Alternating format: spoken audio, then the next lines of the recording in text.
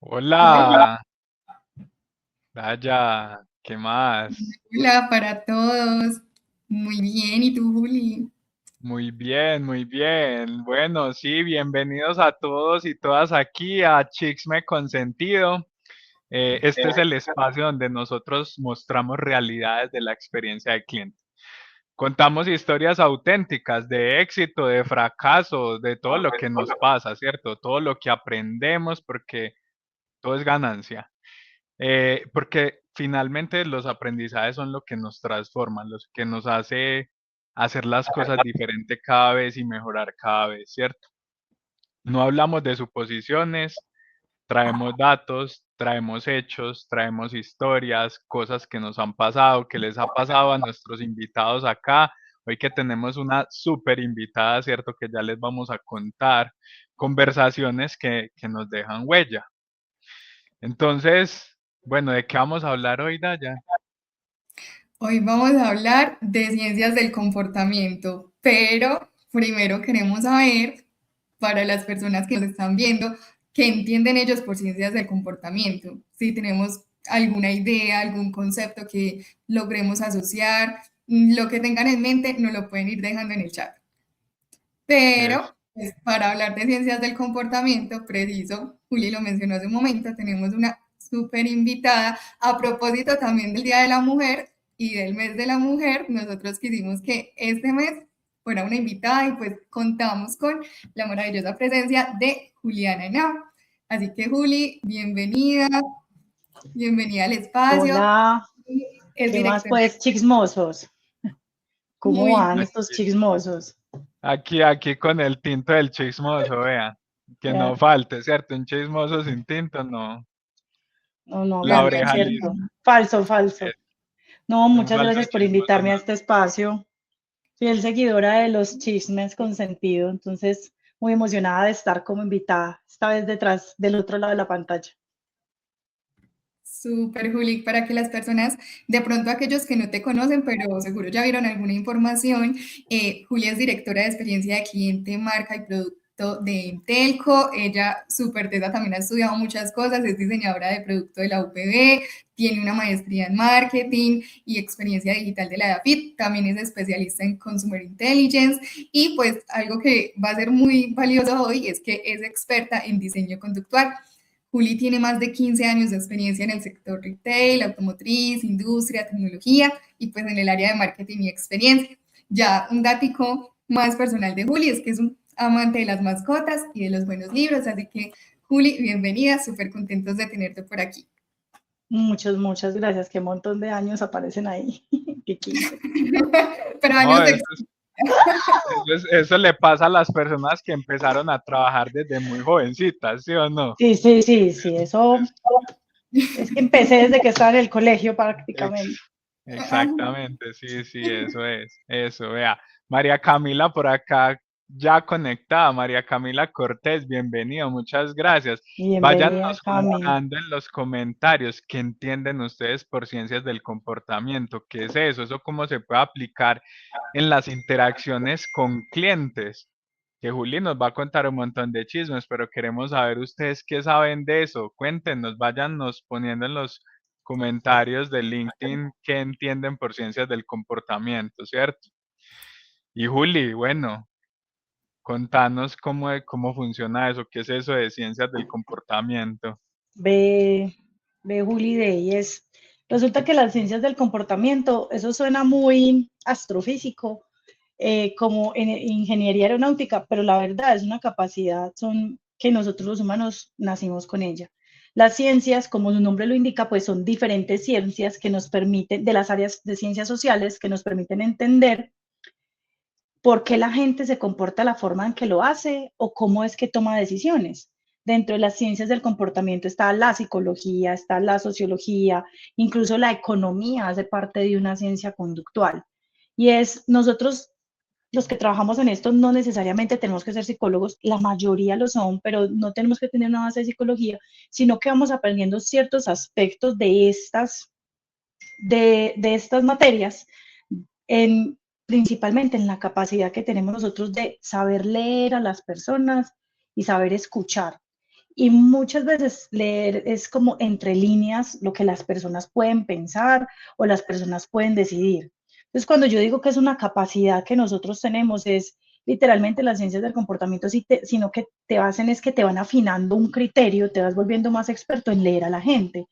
Pero hoy nosotros como personas tenemos la capacidad de poder escuchar, la capacidad empática de entender cómo se sienten los demás o cómo podrían sentirse los demás ante una situación, cómo podemos nosotros al mover una cosa afectar otra o fomentar otra. Entonces es la agudeza de los sentidos, yo creo. Entonces no se trata de que yo toque ser un ingeniero aeronáutico para hacer ciencia, sino que es terrenal, está en la capacidad de cada una de las personas, pero la clave de las ciencias del comportamiento es el interés de que la gente quiera aprender a escuchar, pero para para ayudarle a las personas a tener una mejor vida, ayudarle a las personas a ser mejores, ayudarles a las personas a que todo lo que está en nuestro poder o podemos de forma muy fácil como crear para ellos, sea en beneficio de las personas. Y entonces ahí hay una línea muy delgada que hablamos en ciencia de si tú tienes la capacidad de meterte en la cabeza de la gente e influir en sus decisiones, tienes que tener un lineamiento ético claro y esa capacidad es muy peligrosa si uno no hace en beneficio de las personas. Pero más allá, las ciencias es algo que deberíamos estar haciendo todos en el día a día desde que queramos entregar buenas experiencias. Entonces, es una herramienta al alcance de todos. Gracias, Juli. Eso que nos cuenta súper valioso, por lo menos para ir entrando en contexto, para que vayamos teniendo como en cuenta los conceptos. Pero el capítulo de hoy también tiene un toque y es que queremos conocer un poquito más de esas ciencias del comportamiento, pero aplicadas así. Seguro nos surgen muchas preguntas como por qué un cliente abandona un proceso o por qué una explicación puede ser confusa para un cliente y no para otra, porque dos opciones que son iguales pueden tener resultados distintos. Entonces, ¿qué percepción tienes tú ahí sobre las ciencias del comportamiento aplicadas precisamente al contact center? Bueno, no sé si todos conocen qué es Emtelco, que es la empresa en la que nosotros trabajamos. Somos una compañía con base tecnológica que se dedica a gestionar interacciones. Entonces nosotros vimos un potencial muy grande en las ciencias del comportamiento en la medida que lo que nosotros gestionamos son conversaciones. Conversaciones por teléfono, conversaciones por WhatsApp, conversaciones por redes sociales, conversaciones por correo. Detrás de una conversación siempre hay dos personas, ¿cierto? Incluso así haya un robot, hay una persona detrás del robot que está teniendo la conversación. Entonces, cuando nosotros decíamos, venga, ¿qué tiene que ver las ciencias con un contact center? Decíamos, para nosotros poder gestionar una muy buena conversación, deberíamos entender a las personas por qué se quieren contactar, qué es lo que quieren conversar. Porque muchas veces, y nos dicen a nosotros, nos dicen mucho a nosotros las mujeres, decimos una cosa, pero queremos otra. Y en realidad hay fuentes científicas de porque normalmente en el cerebro los triggers que hacen el interés primero se materializan de forma biológica antes de que el lenguaje los pueda traducir. Entonces, esa velocidad con la que el cerebro y nuestros sentidos procesan todos los estímulos al exterior es mucho más compleja que lo que nuestro lenguaje puede procesar. Entonces, ahí nos dice, venga, si nosotros gestionamos conversaciones que están basadas en el lenguaje, ¿qué hay detrás de lo que la gente nos dice que deberíamos entender, que deberíamos anticipar, que deberíamos hacer más fácil? Entonces, ahí es que nosotros decíamos, venga, esta es una habilidad que no se trata solo de saber contestar una buena llamada o solo de ser muy productivo en la operación y venga, que es que detrás del teléfono o detrás de este chat hay otra persona. Qué rico nosotros poderle anticipar una necesidad sin que él tenga que levantar la mano y decir, hey, Marca, te necesito. O cuando él me quiera expresar algo, yo decir, no, de pronto su dolor, como el lenguaje lo está haciendo, no es que él viene con otra historia, con otras emociones, como con otros heurísticos y sesgos que llamamos nosotros. Entonces, en vez de solucionarle lo que el lenguaje es capaz de procesar, mejor solucionemos lo que el comportamiento nos está indicando. Porque hay una brecha muy grande entre lo que yo digo que voy a hacer y lo que realmente hago, o en lo que yo digo que voy a pensar o a decidir y lo que realmente mi cuerpo se comporta y decide. Entonces nosotros quedamos y empezamos a tener una mentalidad distinta de, venga, dentro de lo que nosotros hacemos es muy importante no quedarnos en lo superficial que puede ser el lenguaje, sino en ir un paso más allá y es, hay otra cosa adicional al lenguaje que nosotros tenemos que tener en cuenta cuando gestionemos estas conversaciones y que en ese sentido de gestionar buenas conversaciones a través del contact center, hagamos para la gente una vida mejor. Entonces, conversábamos en otro café, en otro chisme con Juli, y es muchas veces decir que le vamos a hacer la vida mejor a la gente, tiene que ver con la salud, con el medio ambiente, con el trabajo. No, nosotros podemos hacerle la vida mejor a una persona que tiene un accidente en su vehículo y nos está llamando a nosotros que somos su aseguradora. ¿Cómo le podemos resolver? En ese momento le estamos haciendo mejor su vida. O que tiene una necesidad de salud y que quiere que nosotros entendamos y sintamos la preocupación porque tiene que pedir una cita médica para su hija. Eso es hacerlo sentir mejor a las personas. O cuando yo tengo un crédito y de pronto tengo dificultades económicas, ¿cómo hago para tener una cobranza mucho más humana y entender que detrás de las situaciones económicas hay situaciones reales? Esa forma de preguntarse hace que lo que nosotros hagamos en un contact center tenga mucho más sentido humano, adicional al sentido de negocio que podemos tener dentro de los contact centers.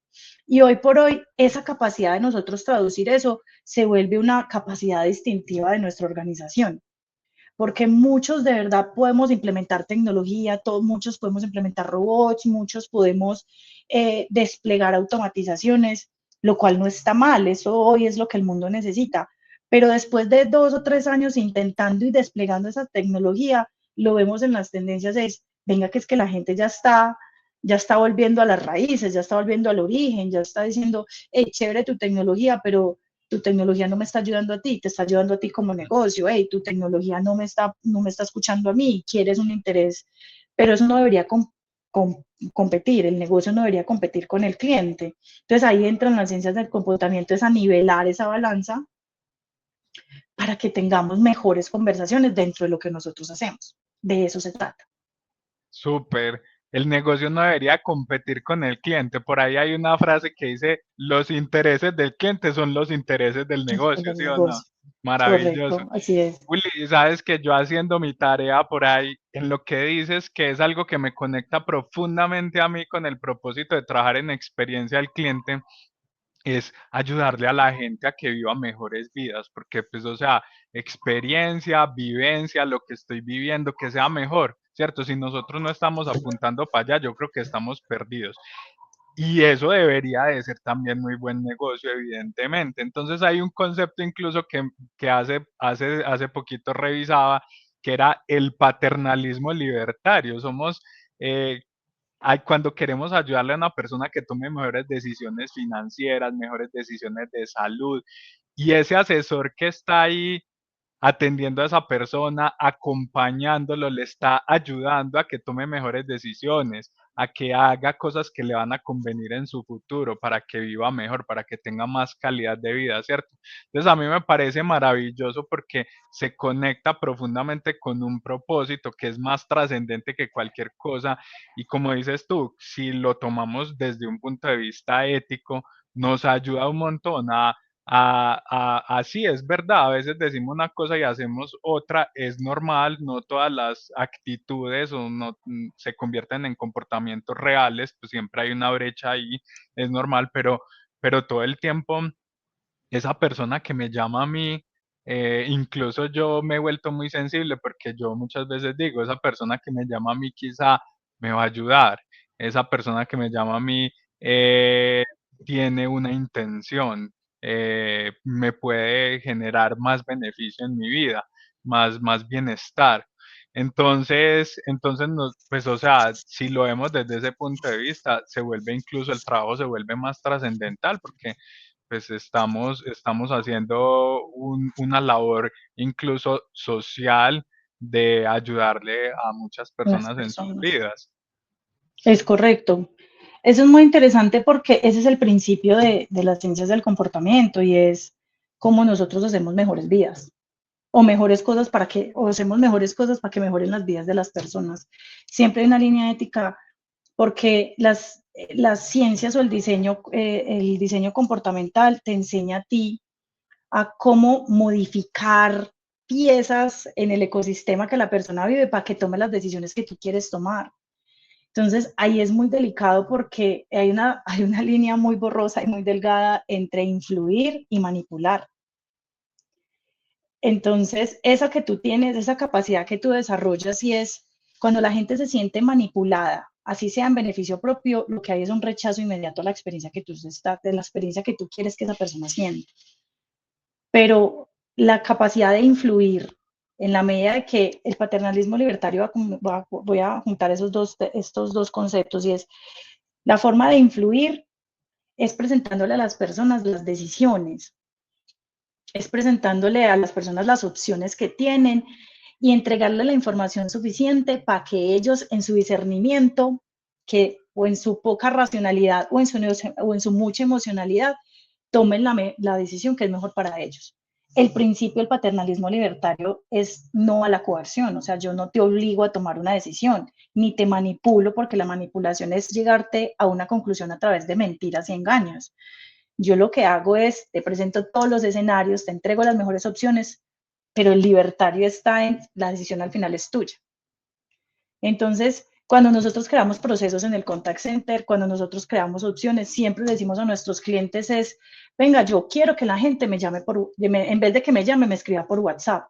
Entonces, a partir del 1 de abril, todos los que tengan esta tarea, los voy a obligar a irse por el WhatsApp. No, eso no va a hacer que la gente adopte ese canal. De hecho, le van a coger resistencia, ¿cierto? Porque estás coartando su decisión, estás obligando a algo que ellos no, eso debería ser un proceso natural, debería ser, ven, es que deberías pasarte a WhatsApp porque es mejor esto, logras esto, haces esto, te sale más rápido, es más fácil, es más simple, hay menos tiempo de espera, un montón de cosas porque uno dice, entonces, ¿sabes qué? Yo mejor tomo la decisión de irme por un WhatsApp.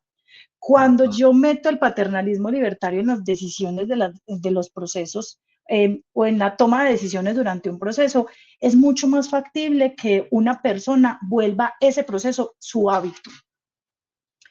En ciencias hablamos mucho de hábito. Los hábitos no solamente es dejar de fumar o ir al gimnasio, todos los que en enero empezamos con eso, o leerme un libro todos los meses. Los hábitos son cualquier cosa que yo haga de forma repetitiva y casi que inconsciente. Nosotros todos, las generaciones y las generaciones más jóvenes, tienen un hábito, y es cuando suena el trin en el celular, todos ya sabemos inmediatamente el cerebro lo que tiene que hacer. La gente no está como, ay, ve, algo sonó, ¿qué será lo que yo tengo que hacer cuando esta vaina suene? No, el hábito es trin, así. O cuando yo diga, ve, quiero reservar un vuelo, el hábito de las personas es, voy a llamar al contact center para comprarme un tiquete de avión. El hábito es, me voy a meter en mi celular a comprar el tiquete de avión. Entonces, miren que el hábito es la facilidad, se vuelve un hábito todo aquello que yo haga de forma inconsciente y que no me consuma energía. Entonces, todas las empresas queremos que la gente adopte los hábitos que son buenos para el negocio. Si yo hago que mi proceso, mi proceso o mi servicio facilite la adopción del hábito, la adherencia a eso va a ser completamente natural. No va a haber resistencia, no va a haber manipulación, no va a haber coerción, sino que naturalmente las personas van a empezar a preferirlo. Entonces, eso es parte de lo que nosotros hacemos en experiencia del cliente, en ciencias del comportamiento dentro de experiencia del cliente, y es, hay muchas formas de crear un servicio, obligando al cliente a irse por el WhatsApp o haciendo que el WhatsApp sea lo suficientemente atractivo para que la decisión sea del cliente y el cliente se quede en ese hábito. Porque yo lo obligo a irse por el WhatsApp para sacar un certificado de su banco, lo primero que va a hacer es, o no me termina la conversación y volverme a llamar. Y esos costos ocultos dentro de un negocio como el de nosotros, pues salen al final muy costosos. Claro, es que ahorita hablabas de la manipulación, yo considero que la manipulación es mala para el negocio en el largo plazo, porque cuando un cliente finalmente se dio cuenta que fue manipulado, eso lleva unas consecuencias, o sea, eso es como echar basura debajo del tapete, ¿sí o no? Y llega el momento en el que el cliente levanta el tapete y dice, pero ¿qué pasó aquí? ¿Cierto? Entonces, jamás, o sea, el que él tome decisiones, yo le ayudo a tomar, yo le ayudo a que él tome las decisiones que más le convienen a él, ¿cierto? Y, ¿Y cómo hacemos eso? ¿Cómo hace uno para tomar las mejores decisiones que le convengan a él? Primero, usted lo tiene que conocer. Para yo poder modificar el contexto de Juli, para que Juli tome la decisión que va en su beneficio propio, yo primero tengo que saber a Juli que las barreras, Juli, ¿por qué no me escribe por el WhatsApp? O sea, sus barreras, sus temores. Y aquí hay dentro de todas las metodologías que uno puede practicar, para mí la favorita es una que se llama COMBI. Sus siglas, pues, son en inglés, pero es básicamente comportamiento, oportunidad y motivación. Y esta premisa, aquí nos ponemos un poco académicos, pero básicamente lo que esto dice es, ningún comportamiento va a ocurrir si no están las tres cosas. Si la persona no está en capacidad de hacer del comportamiento, es decir, la persona no está en capacidad de leer, y a veces ni siquiera tiene que ser, o la capacidad de escribir. Muchas veces no es porque una persona sea analfabeta, sino porque muchas veces tiene alguna restricción. Por ejemplo, a mí me gusta un ejercicio que en los procesos de investigación veíamos y era el diseño móvil tiene ciertas posiciones porque el uso del móvil principalmente son con estos dos dedos, con el gordito, espérate, gordito y este. Entonces hay estos dos. Entonces, si tú pones un botón más arriba de lo que el rango de movilidad puede, ese botón nunca se usa. Y eso tiene que ver con capacidad. Entonces, no es que yo me falte un dedo, me falte la mano. Muchas veces el entorno modifica mi capacidad. Si yo que sé, no tengo las gafas en ese momento y las teclas del celular es de este tamaño, la probabilidad es que yo no te quiera escribir, que te mande un mensaje de voz. O cuando estoy manejando, entonces yo tengo una reunión y tengo que pedirle algo a alguien, yo no le escribo, le mando un mensaje de voz. Entonces, en este momento, no, pero resulta que es que nuestra plataforma no recibe mensajes de voz. No, o sea, eso no puede pasar. Entonces, la primera es entender la capacidad. La segunda es la oportunidad. Y la oportunidad, las capacidades son internas, las oportunidades normalmente son externas. Y la oportunidad es, resulta que yo te mando para que tú compres algo, un link. Y resulta que ese link te consume datos. La realidad en Colombia es más las personas en modelos prepago que pospago. La gente no te va a abrir el link simplemente porque no tiene la oportunidad de hacerlo, porque no tiene internet en ese momento. Entonces tú perdiste una venta porque te parecía que un link es muy fácil. No, venga, que es que seguramente las personas para donde va dirigida tu venta no siquiera tienen la oportunidad de abrir el link porque no tienen internet. Y la tercera es la motivación. La motivación es lo que a mí me mueve o el beneficio que yo vea detrás del comportamiento. Entonces, muchas veces decimos al cliente que lo va a motivar quedarse en el WhatsApp. Le va a motivar que en realidad le solucionó. Le va a motivar que fue más rápido que esperar en la línea. Pero solo porque es un WhatsApp no le va a motivar. Ese comportamiento no lo va a adoptar. Y muchas veces cuando estamos diseñando servicios, a veces solamente pensamos en la oportunidad que yo como compañía le estoy dando, ¿no? Necesitamos entender qué capacidades físicas y psicológicas él tiene, qué oportunidades sociales individuales tiene, qué motivaciones individuales y sociales estamos activando. Todo ese ser de Juli es lo que uno debería tomar para decir, yo sí estoy diseñando para el beneficio de Juli. Si no, en realidad el ejercicio no es consciente. De ahí de lo que nos menciona Julia, hay varias cosas muy importantes que vale la pena rescatar. Y una de ellas creo que es algo que suele pasar mucho en Colombia y es que olvidamos el contexto. Entonces, que Juli traiga otra vez a colación el tema de poder escuchar, poder entender, poder leer a mi cliente y no solo a mi cliente, sino lo que lo rodea, pues netamente fundamental. También queremos recordarle a las personas que nos están observando que están súper invitados a participar en el chat. Por acá tenemos un comentario de Carlos que nos dice paternalismo libertario de Taylor Sustain basado en los nudge, generar experiencia matemáticamente operacional. Entonces, estaría súper si nos siguen mandando los mensajitos, si tienen preguntas, si tienen casos, podemos tratarlos pues como a lo largo del episodio. Por eso, por ejemplo, esto que dice Carlos, gracias por el comentario. Hay un ejercicio muy chévere que tiene ese nombre que aparece ahí que dice un notch. Un notch básicamente pues tiene no existe una traducción pues tan literal, pero es como un empujón. Y aquí es donde uno dice, los empujones son ciertas cosas que yo modifico en tu entorno, Dave, o el entorno del mismo Carlos, para que eso sea un trigger o un activador del comportamiento que yo quiero. Por ejemplo, cuando yo hago más difícil en un retail, los productos más atractivos se los pongo a los ojos, pero los productos, los que menos me interesan, se los pongo hasta abajo. El simple hecho de generarle un esfuerzo, de tenerse que agachar a revisar, eso descarta todo lo que genere esfuerzo en el cerebro. El cerebro es una máquina de optimización de energía. A él le va a gustar todo lo que pueda haber de una. Cosas como, por ejemplo, yo quiero que la gente tome más agua.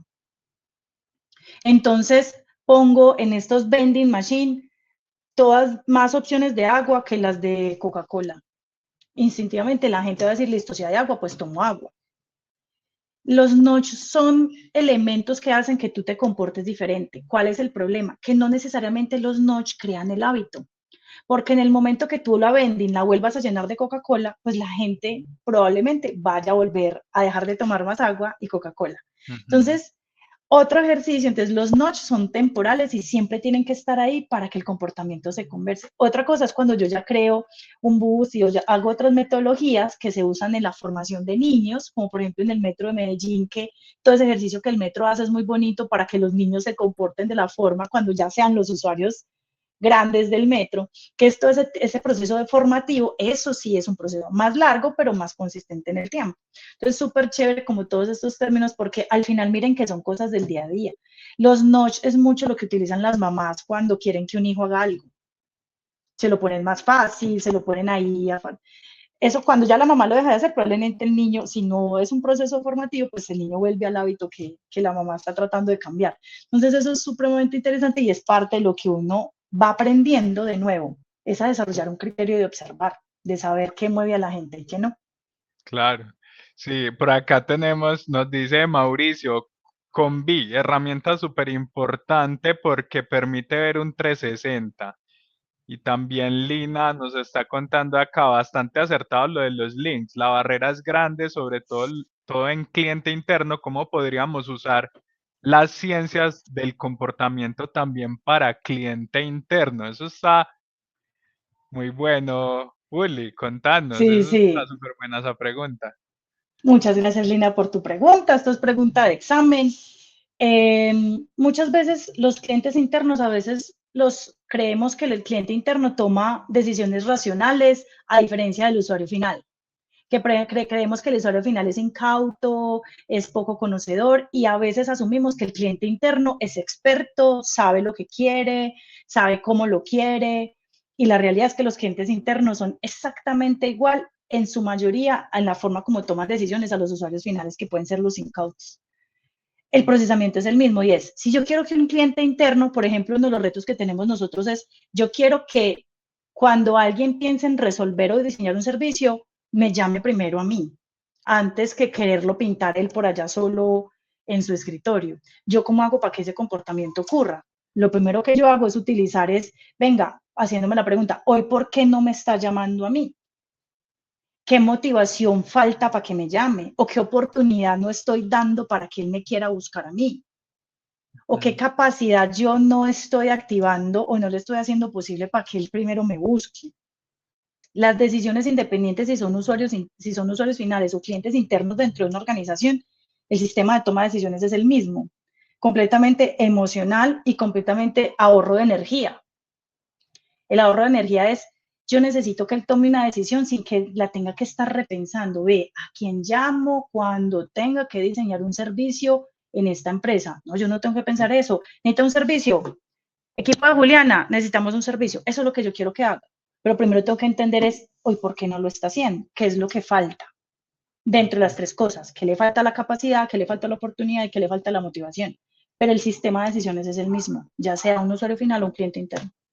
Y hoy en día, Juli, eso está buenísimo porque hoy en día con ese reto que tenemos de transformación cultural, de que la gente se adapte, cambie, nos copie, nos coja la idea, nos siga, diga queremos trabajar con experiencia de cliente, que es un reto que tenemos todos los que Ajá, trabajamos en experiencia de cliente hoy, ¿cierto? Estamos como, hey, sí, anímense a trabajar con nosotros, todos. Sí. ¿cierto? Todos. Entonces, eso que nos estás poniendo acá, qué estímulos, qué contexto, qué servicios internos para esos clientes internos necesitamos para que se comprometan, para que se involucren y para que sean parte de esto, porque pues es lo que necesitamos finalmente. Hay algo que me encanta lo que dices y es que lo has dicho muchas veces, diseñar servicios, estímulos, triggers, o sea, el contexto, todas esas cosas que finalmente el que toma la decisión es el cliente, el que responde es el cliente, el que se emociona es el cliente, el que vive es el cliente, ¿sí o no? El que experimenta es el cliente. Entonces, Y nosotros somos los que tenemos que jugar es con todas esas señales que le vamos a ay, enviar, todos esos estímulos. ese tema es de amores y odios, Juli. ¿Cierto? Vamos a tocar ese tema. Básicamente y esto es, de verdad, es una percepción muy personal de lo que durante estos años ha entendido y tiene que ver con la arquitectura de las decisiones y en realidad qué significa diseñar experiencias. Porque en el lenguaje todos decimos diseñamos experiencias, pero en realidad nosotros no diseñamos experiencias. Las experiencias son completamente subjetivas e individuales. Una experiencia, yo no diseño la experiencia, yo diseño el servicio y el entorno para que tú sientas la experiencia que yo quiero sentir, ¿cierto? Yo no me puedo meter a tu cabeza y a tu corazón, yo decirle, necesito que estés alegre, yo no puedo hacer eso, yo tengo que modificar tu entorno, tengo que hacértelo fácil eso, para que cuando tú vivas mi proceso o vivas mi servicio, tú termines sintiéndote alegre. Entonces yo la experiencia más como el resultado de un ejercicio de una arquitectura de decisiones, de ahí el término, y es como un arquitecto. El arquitecto piensa el edificio y piensa en que yo quiero que tú te sientas cómodo o confortable, pero él no te diseña, él no diseña la comodidad, él diseña la iluminación, diseña el sonido, diseña la distribución y circulación del lugar, diseña las fuentes de luz, las fuentes de aire, para que tú al final te sientas cómodo. Entonces, cuando yo quiero diseñarte algo, yo no te diseño una experiencia, yo te diseño un servicio, te diseño un contexto y tú después de eso vas a tomar una decisión o vas a sentir una emoción o vas a tener una experiencia. Pero esas tres cosas son completamente individuales y como una consecuencia. Es el fin último. Las herramientas no son la experiencia. Entonces, eso puede ser un poco así como medio difícil de tragarnos como ese sapo, pero como les digo, es una opinión muy personal porque es que yo entendí que en la medida que yo entienda que es que yo lo que no hago es diseñar experiencias, sino que yo diseño un servicio y como consecuencia la experiencia tiene que ser positiva, pero yo lo que diseño es el servicio. Soy una arquitecta del servicio, soy una arquitecta de esas decisiones, porque al final la decisión es completamente individual, el comportamiento es completamente individual y subjetivo, lo mismo que la experiencia. Entonces, por eso yo te digo que ese tema a veces es de amores y odios, porque hoy es común, es decir, yo soy un diseñador de experiencia. De hecho, parte de lo que en la compañía nosotros los cargos son así y hemos tratado de decir, no, venga, usted primero es un diseñador de servicio y experiencias, pero ante todo somos diseñadores de servicio. Claro. Entonces, hacer esa conversación vuelve a, venga, que es que para diseñar un servicio no solo están los procesos, sino los humanos, y esa parte de los humanos es donde entran las ciencias del comportamiento a ayudar. Controversial el tema, claro. Yo también soy team, la experiencia no se puede diseñar porque yo no me puedo meter en No, el otro para que el otro sienta y para que no, pero yo sí le puedo dar todas las señales, ¿cierto? Pensando y conociendo muy bien ya sí. el humano como lo podemos conocer. Maravilloso, Ay, pero nos reconciliamos con el término porque tú dices, lo usamos y yo veo que en Empelco dice diseñador de experiencias, se volvió un tecnicismo. Es un tecnicismo que yo hoy en día lo recibo así, de esa forma, como, no, está bien, yo entiendo, pero detrás de eso está lo que realmente nos acabas de decir, claro, ¿cierto? Sí, Es estar pensando por ejemplo, como dice aquí, es entender la experiencia como una sensación. Y es es el resultado de algo.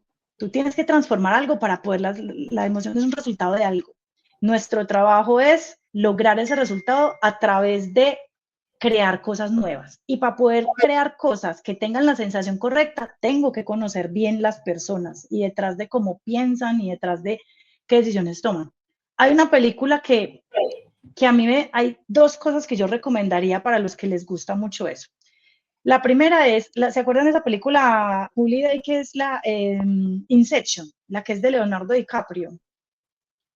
Sí. El principio de Inception es el principio donde todos los diseñadores queríamos estar. Yo quiero meterte una idea en la cabeza y meterte una idea que el cerebro y tu cuerpo la crean tan cierta y que es que tú, como si sintieras que yo no fui la que te la metí, sino que tú llegas y a partir de esa idea empiezas a modificar todo tu contexto. Eso es claramente ciencia ficción, pero literalmente eso es lo que necesitamos nosotros que pase, pero modificación del entorno, y es, yo te modifico el entorno, tú tomas la decisión, esa decisión se mete en tu cabeza y todo lo que sigue de ahí para allá es exponencial porque tú sigues tomando tus decisiones a partir de esa idea que mi entorno te ayudó a crear.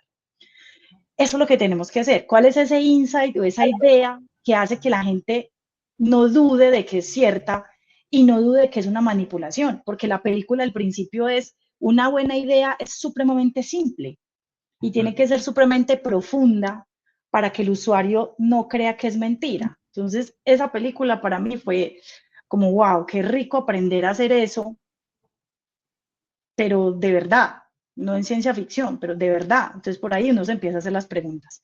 Y la segunda, que yo creo que fue la estocada final, yo dije, yo necesito aprender a saber esto me llama la curiosidad intelectual.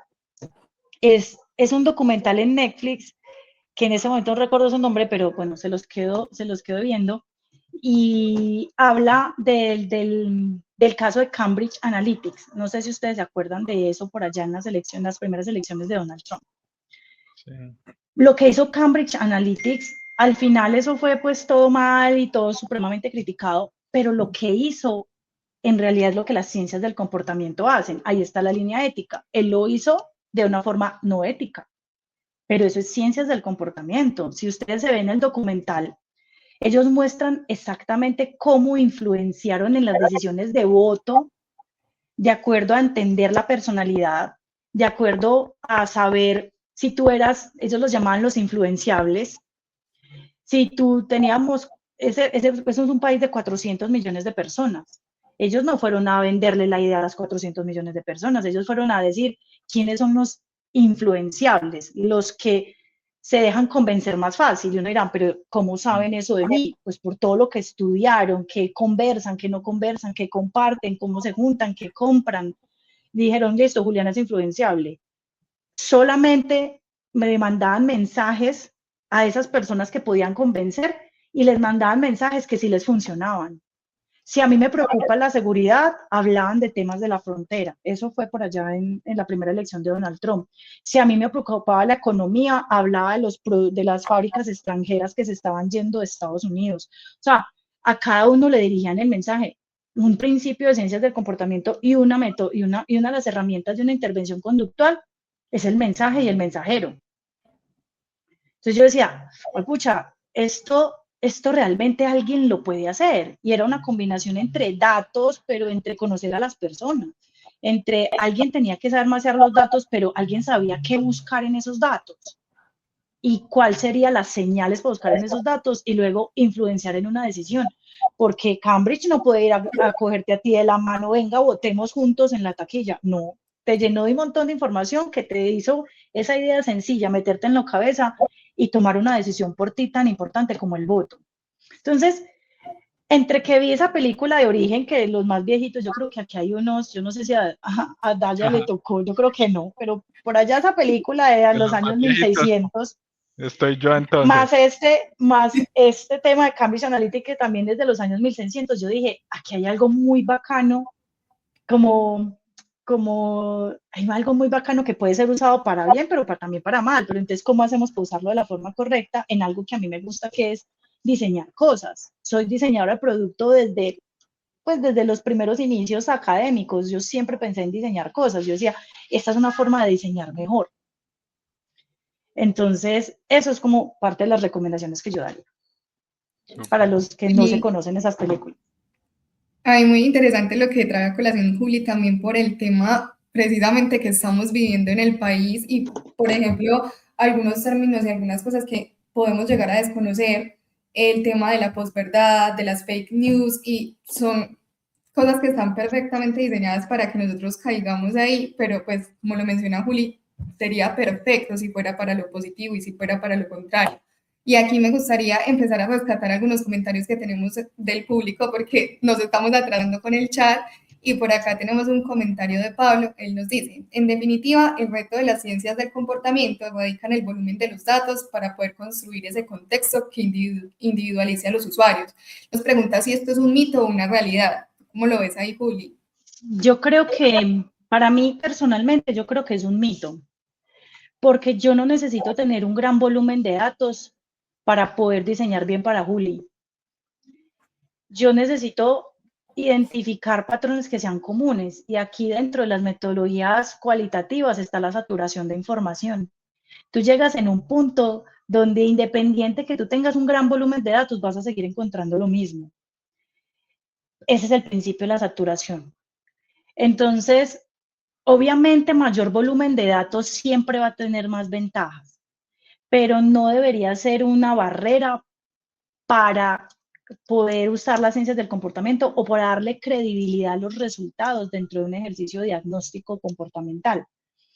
No tanto es el volumen, es la capacidad de poder hacer las buenas preguntas, porque muchas veces una de las cosas que también te enseñan, y he tenido la oportunidad de trabajar de verdad con con personas que son muy expertas en hacer las preguntas correctas. Hay un reto dentro de ciencias, para terminar de responder la pregunta, Pablo, y es cuál es el comportamiento trigger, el comportamiento que yo quiero.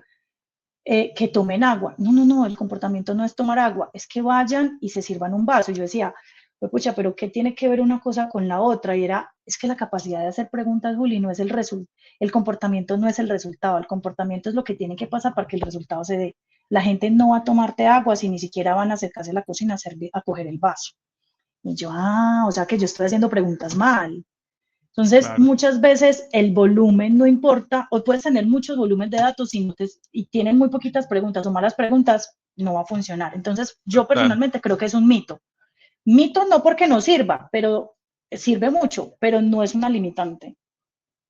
Claro. No, es que, ¿sabes qué, Juli? Que es que me acordás de unas cosas y es que ahorita mismo lo dijiste, no es tener los datos, es saber qué estoy buscando ahí y muchas veces son los conceptos que ya conocemos, que las ciencias ya han desarrollado, que ya, de los que ya tenemos bases conceptuales, porque si no tenemos marco, los datos solo no nos van a hablar, los datos solos, o sea, los datos no cuentan, yo digo una cosa, los datos no cuentan historias, las historias las contamos nosotros cuando interpretamos los datos.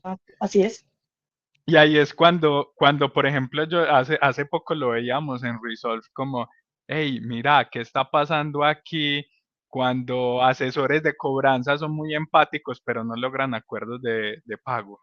Y hay unos que logran acuerdos de pago, pero cuando van un poquito más allá y aplican algo, y ahí entonces ahí surgía como, hey, es que yo tengo unas gafas distintas para analizar lo que está pasando y se llama la aversión a la pérdida.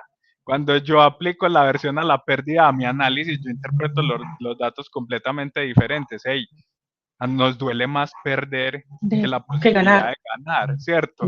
Es como que, y ya se revela, ya los datos cuentan pues ya yo cuento otra historia con esos datos y ya yo tengo herramientas adecuadas para intervenir que alguien que no conociera eso y solamente mirando los datos no llegaría ahí. Y es eso que tú dices, hacerse preguntas correctas también es de conocer más a los humanos y conocer más cómo se comportan o cómo viven Sí. y cómo Por ahí hay un funcionan. dicho que dice, es más sabio el que que el que tiene más preguntas que el que tiene todas las respuestas.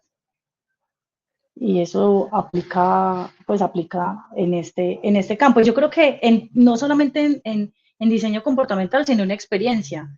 Yo creo que Y he conocido muchas personas, Juli, hemos conocido muchas personas que uno dice, hombre, qué cabeza, y cuando uno va a ver, esa persona no te tiene todas las respuestas, sino que te hace un montón de preguntas, que uno dice, ay, yo quiero estar en tu cabeza y absorber todo eso que llegas, ¿cómo eres capaz de preguntar eso? Porque una pregunta te enfoca en el resultado que es. Entonces, en experiencia uno decía, qué rico nosotros saber hacer muchas preguntas, porque las preguntas es más fácil que yo a través de muchas preguntas llegue a la solución correcta que a partir de una sola pregunta sacar un montón de soluciones. En eso no va la eficiencia cuando uno diseña servicios. Hay algo muy Total. chévere que ha mencionado Juli también todo el tiempo y es el tema de la humanidad. Creo que en otro momento también tuvimos como esa conversación que Juli nos mencionaba como que uno de los mayores retos que tenían desde la empresa era precisamente rescatar esa humanidad. Y quería como mencionarlo porque justo tenemos acá un comentario de Caro Gutiérrez y pues me gusta mucho como el enfoque que le da y ella nos menciona, el reto es la transformación cultural, que todos se sienten dueños del cliente y eso no debe ser impuesto ni debe ser impulsado solo por las áreas de GH o las mismas áreas de experiencia de cliente, debe ser una estrategia organizacional. Entonces está como full enfocado en ese tema de poder rescatar esa humanidad y poderle dar un valor muy grande a ese cliente. ¿Cómo lo ves tú ahí, Juli? Yo creo que lo primero es, esto es un camino que yo todavía no estoy al otro lado de mis años de experiencia, yo todavía no le puedo decir a Diana, Diana, tengo la fórmula de la Coca-Cola que va a hacer que eso pase. Pero en realidad uno empieza a tener como conversaciones y una experimentación y uno se da cuenta primero y es para que las personas entiendan que todos somos responsables del cliente.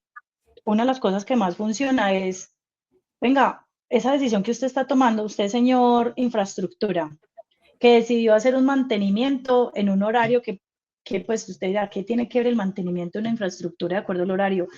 Porque resulta que si tú te sale mal el mantenimiento, se te cae la aplicación de Bancolombia, ¿cierto? Entonces, yo creo que Tecnología Bancolombia es supremamente consciente del impacto que tiene la experiencia de sus clientes, producto de muchos aprendizajes, pues de todas estas cosas que le ha pasado. Pero uno no debería esperar a que pase eso para que áreas que creen que no están en el front con el cliente son menos responsables de lo que el cliente vaya a experimentar, sino todo lo contrario. Nosotros tenemos, de hecho, hay dos frentes para crear esa cultura. Identificar quiénes son los creadores de experiencia, que para mí significan dos cosas. Los creadores de experiencia en la academia es el que crea la experiencia, es decir, el que está en el front del cliente. Por eso nuestros asesores con mucho cariño los llamamos creadores de experiencia. En la academia el creador es el que está de front. El creador de experiencia es la cajera del éxito. El creador de experiencia es el muchacho que te llega a la casa a hacerte la garantía del gas. Ese es un creador de experiencia porque está de cara a la experiencia, a lo que la persona está sintiendo. Y los otros somos habilitadores de la experiencia.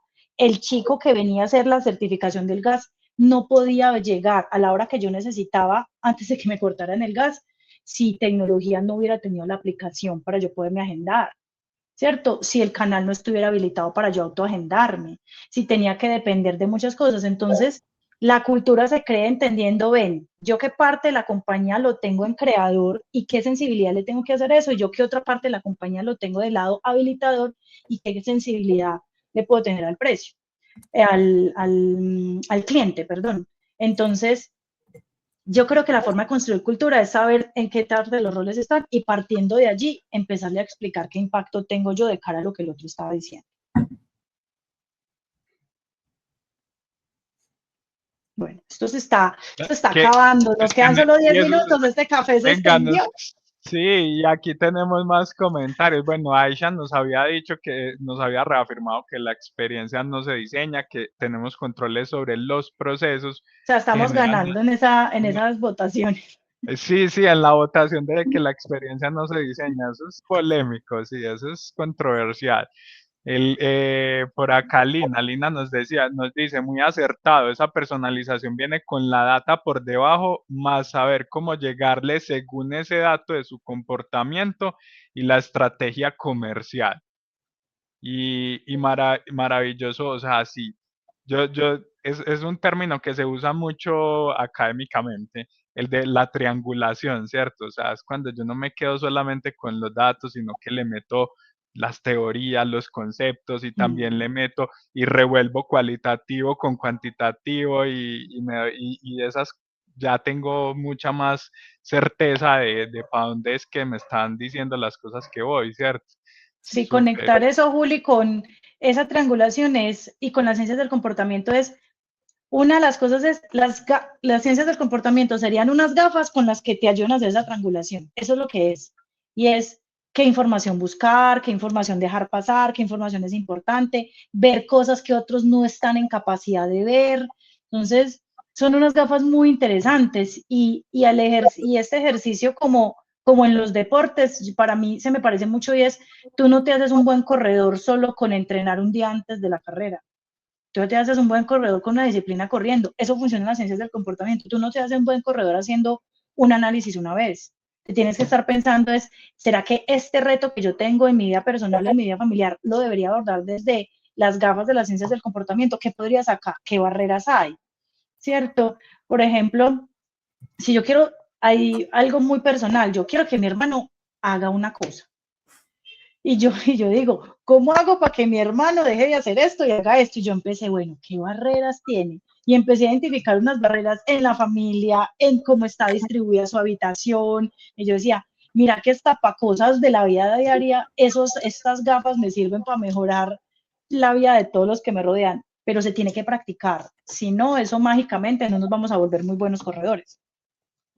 Claro, hay que ponerse esas gafas constantemente para poder dominarlas, porque sí, como cuando uno está estrenando gafas, ¿cierto? Que va Sí. uno caminando por la calle todo desubicado, entonces esas también las gafas de ciencias del comportamiento, me encantó la analogía, porque sí, o sea, y son súper útiles y súper funcionales si queremos, como lo decíamos ahorita, seguir nuestro propósito como profesionales de experiencia de cliente, hacerle mejor la vida a los demás, definitivamente. Juli, se acabó el tiempo. Dígame usted qué aprendió. ¿Qué se lleva? Ay, no, pues vea, que aprendí eso último que acabaste de decir, yo ya me voy con eso, o sea, definitivamente. Vea, yo soy como habilitador y como creador de experiencias, y al final yo veo el pensamiento sistémico de ver que todo está conectado y que las personas que están en el back influyen en la experiencia del cliente siempre, y que cada decisión que una persona en el back cree que es irrelevante termina influyendo en la arquitectura de las decisiones en los que los clientes van a navegar y van a estar mirando.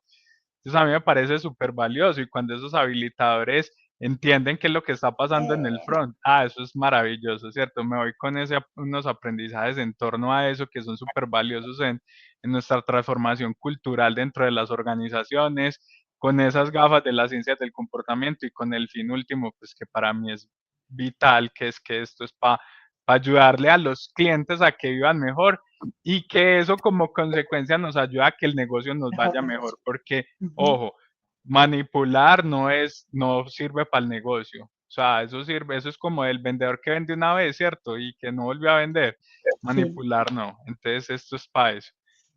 Con eso me voy. ¿Qué tal? muy ¿Sí bien. aprendí o no? Julia, Buen estudiante. aprendió. Lo más importante de los aprendizajes es, y los que me acompañan en el trabajo saben, esta conversación y todos los que me están escuchando solamente van a recordar el 20% de la información en un mes. Entonces, si entenderías, las ciencias del comportamiento son gafas que todo el mundo se puede poner con ganas de hacer una mejor vida para los demás. Yo creo que con ese 20% nos vamos tranquilos. Yo creo Maravilloso. que hay varias cositas que mencionó Juli que también sería importante rescatar como al final. Y yo creo que son como esos insights de mucho valor, y ella también nos mencionó durante el episodio no quedarnos solo con el lenguaje al gestionar esas buenas conversaciones, siempre pensar como en esa vida y en esa calidad mucho mejor para el cliente. Otra que me quedó resonando muchísimo es la de el negocio no debería competir con el cliente. El negocio está para ser el aliado, para entenderlo, para escucharlo, para hacerle la vida mucho más fácil. También la que nos dice entender la oportunidad y la motivación. Ojalá esa la podamos sacar en la newsletter o en uno de los shorts, porque esa explicación también estuvo súper chévere. Y también que las personas que están ahí al frente son realmente esos creadores de la experiencia. Entonces, tener como esos datos súper presentes.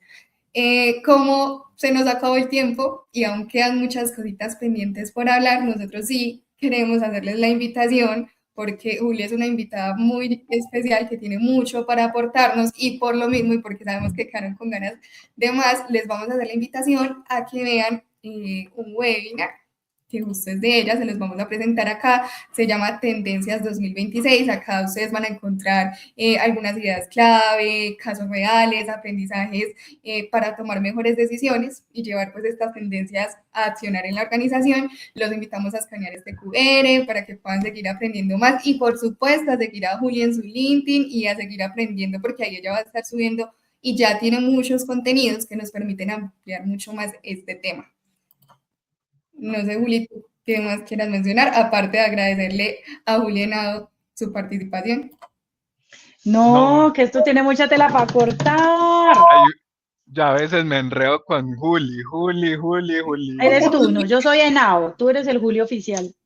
Entonces ya dice Juli, yo soy como Juli Henao, yo también estoy como un día.